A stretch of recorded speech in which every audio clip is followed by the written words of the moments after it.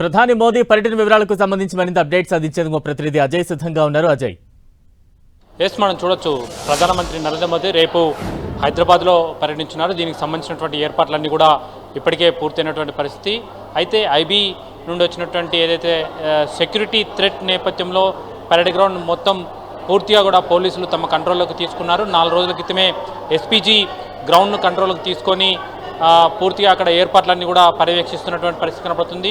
అయితే ఒకరోజు ముందుగానే పెద్ద ఎత్తున ఆడికి భద్రతా బలగాలన్నీ చేరుకున్నటువంటి పరిస్థితి. ఎక్కడ కూడా ఎలాంటి అవాంఛనీయ సంఘటనలు జరగకుండా ముందు జాగ్రత్త చర్యలు చేపడుతున్నారు. ఇప్పటికే గ్రౌండ్లోకి ఎవరు వెళ్ళినా క్షుణ్ణంగా తనిఖీలు చేసి వాళ్ళ వివరాలు తెలుసుకొని వాళ్ళ కాంటాక్ట్ నెంబర్స్, వాళ్ళ డీటెయిల్స్ అన్నీ తీసుకొని ఎందుకు వెళ్తున్నారు, ఎక్కడికి వెళ్తున్నారు, ఏ పని మీద వెళ్తున్నారు అనేది కూడా అన్నీ పరిశీలించాకే లోపలికి అనుమతిస్తున్నటువంటి పరిస్థితి కనబడుతుంది. అక్కడ వర్క్ స్టేషన్లో పనిచేస్తున్న వాళ్ళని కూడా ఇదే రకమైనటువంటి చెకింగ్ అనేది జరుగుతున్నటువంటి పరిస్థితి మనకు కనబడుతుంది.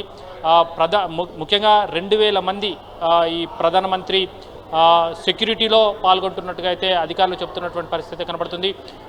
ఏదైతే బేగంపేట విమానాశ్రయంలో ఆయన దిగిన దగ్గర నుండి మొత్తం హైదరాబాద్లో పర్యటన అంతా కూడా బై రోడ్లో ఉన్న నేపథ్యంలో అత్యంత కట్టుదిట్టమైనటువంటి భద్రతను ఏర్పాటు చేస్తున్నారు. ముందుగా బేగంపేట విమానాశ్రయంలో ఆయన దిగుతారు. అక్కడ నుండి హెచ్ఐసిసికి బై రోడ్లో ఆయన వెళ్ళి అక్కడ అధికారికమైనటువంటి కార్యక్రమాల్లో పాల్గొంటారు. దాదాపు 9,300 కోట్ల పైచిలుకు ప్రాజెక్టులకు శంకుస్థాపనలు, అదేవిధంగా ఇనాగ్రేషన్స్ ఆయన చేయనున్నారు. అందులో ఇండస్ట్రియల్ కారిడార్స్ అయితేనేమి, మెగా టెక్స్టైల్ పార్కులు అయితేనేమి, రైల్వే ప్రాజెక్టులు అయితేనేమి, అదేవిధంగా ఇండస్ట్రియల్ గ్రోత్ కారిడార్స్ అయితేనేమి, ఇట్లా అన్నీ కూడా దాంట్లో ఉన్నటువంటి పరిస్థితి మనం చూడవచ్చు. అదేవిధంగా అక్కడ నుండి ఒక ప్రైవేట్ హాస్పిటల్ ఇనాగ్రేషన్ చేయనున్నారు. అక్కడ కూడా బై రోడ్లోనే వెళ్తాడు. ఆ తర్వాత తిరిగి మళ్ళీ బేగంపేట విమానాశ్రయానికి హైటెక్ సిటీ నుండి బై రోడ్లోనే చేరుకుంటాడు. ఆ తర్వాత దాదాపు 1.5 అవర్ బేగంపేట విమానాశ్రయంలో పిఎంఓ రిజర్వ్ షెడ్యూల్ అయితే పెట్టడం జరిగింది. ఇందులో బీజేపీకి సంబంధించినటువంటి ముఖ్య నేతలతో ఆయన సమావేశమయ్యే అవకాశం ఉంటుంది. ఆ తర్వాత అక్కడ నుండి పరేడ్ గ్రౌండ్కు చేరుకొని పరేడ్ గ్రౌండ్లో కూడా దాదాపు 1 అవర్ అక్కడ స్పెండ్ చేయనున్నారు. అదేవిధంగా కార్యకర్తలను ఉద్దేశించి ఆయన ప్రసంగించున్నారు.